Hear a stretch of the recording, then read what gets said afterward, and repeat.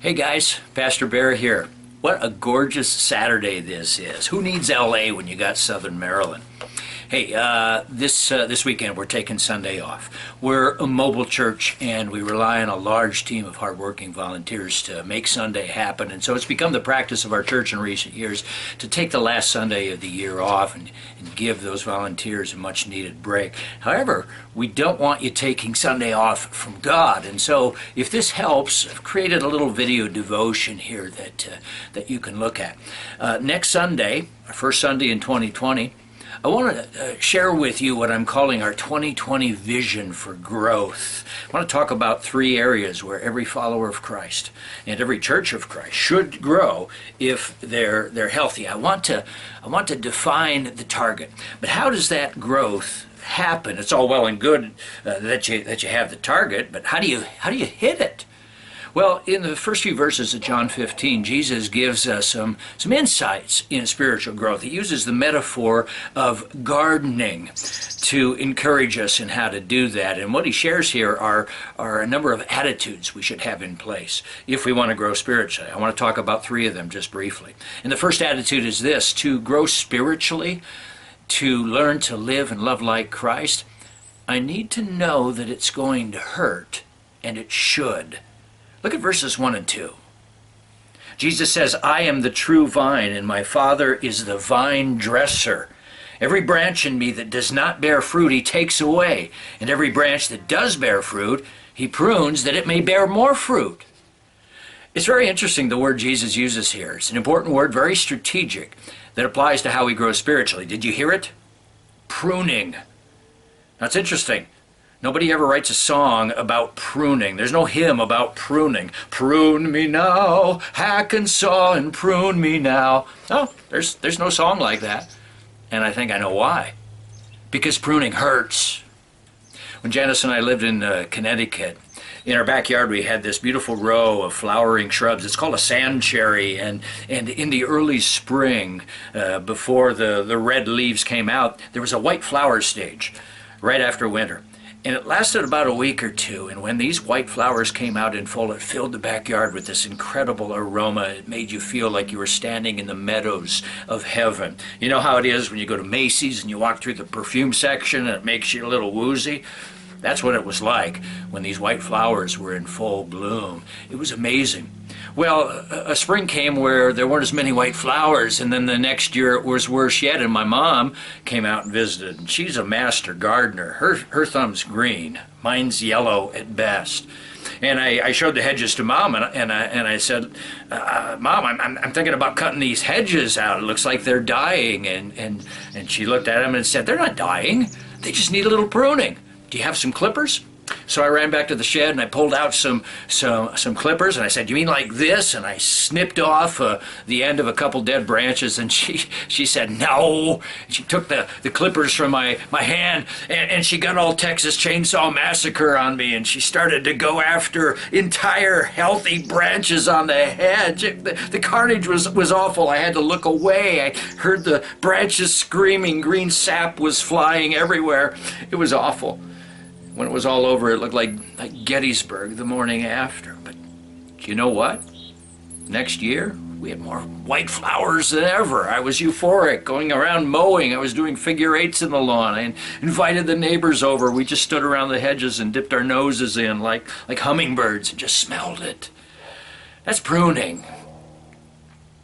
But Jesus wasn't talking about plants, was he, in John 15? He's talking about us. He's talking about our hearts. What has to happen for us to grow spiritually is he's going to have to prune us, and it's going to hurt.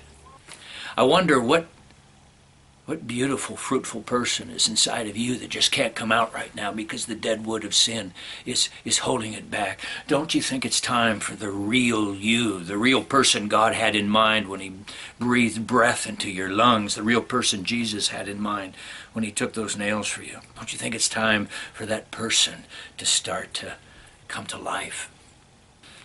The second attitude that Jesus wants us to know about spiritual growth is this: to grow spiritually, to learn to live and love like Christ, we need to know that God is the one who will bring this about. It's all by his grace. Look at verse 3.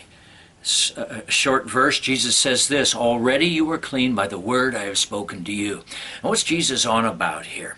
Well, he's reminding us that there's a part of our salvation that is very much a finished part where we can say, I am saved from my sin. But there's another part to my faith where I can legitimately say, I am being saved from my sinning. There's a growing part to my faith. And the finished part has to come before the growing part. Every other faith, religion, and philosophy out there will say to you in some fashion, now you be good, you work really hard, and maybe God will accept you, which is a losing proposition from the get-go, because exactly how good do you have to be for God to accept me? It doesn't seem like I can ever have full assurance that I'm good enough. And honestly, when I look in the mirror, I know what's in this heart of mine. Christianity is the only faith, religion, and philosophy out there which says that's not how this works. For God to accept me, it's not because of my goodness that it happens, it's because of Jesus' goodness. God has come up with a way where he accepts me. He pronounces me clean on the front end. And then based on that acceptance, I now learn to live a good life. I absolutely love Psalm 37:3. It's one of my favorite verses, which simply says, trust in the Lord and do good. I think that is the verse that should be hung up in end zones around the world rather than John 3:16. I love John 3:16, but we got to mix things up now and then. You go and you stick a fish on the back of your car as a bumper sticker, and some yokel is going to come around and write the word Darwin and put it in there. You got to mix things up.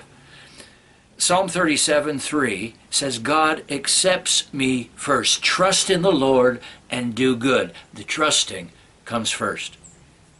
God comes to me in Christ, and with a word he pronounces me clean. He says to me, my child, you are forgiven because of what I did to you. You are accepted. You belong to me.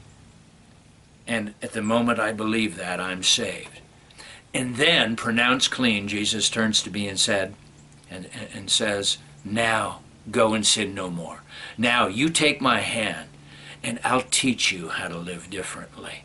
And that changes everything. And that brings us to attitude number 3, which is this. To grow spiritually, I need to remember that Christianity is about a relationship, not rules. Look at verses 4-6. Where Jesus says, abide in me and I in you. As a branch cannot bear fruit by itself unless it abides in the vine, neither can you unless you abide in me.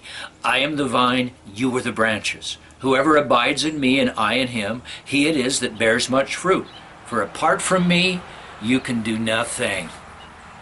Our culture's in a weird place right now. It's really infatuated with successful living and best practices. The books that are flying off the shelf right now and the articles that get the most likes and the most shares are articles that are titled 3 tips for this and 5 strategies for that.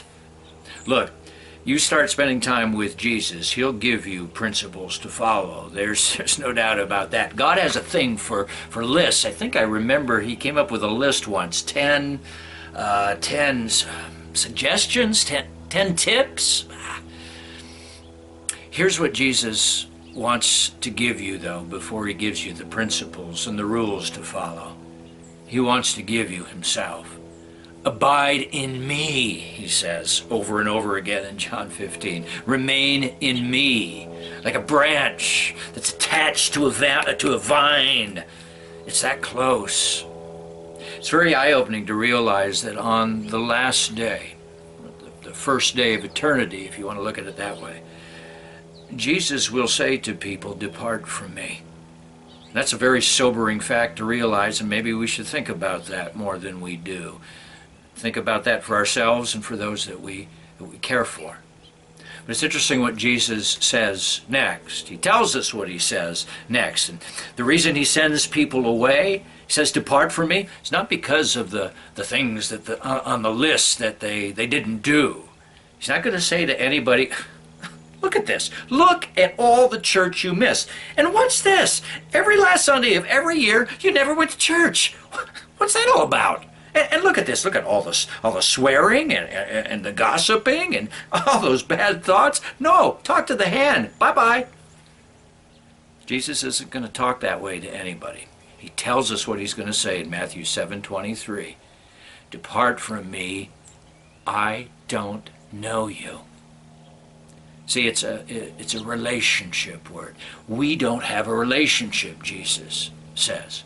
My arms are open wide day after day, morning after morning. I was waiting for you to come and read my word and then talk to me about what's in my word. I was waiting for you at small groups.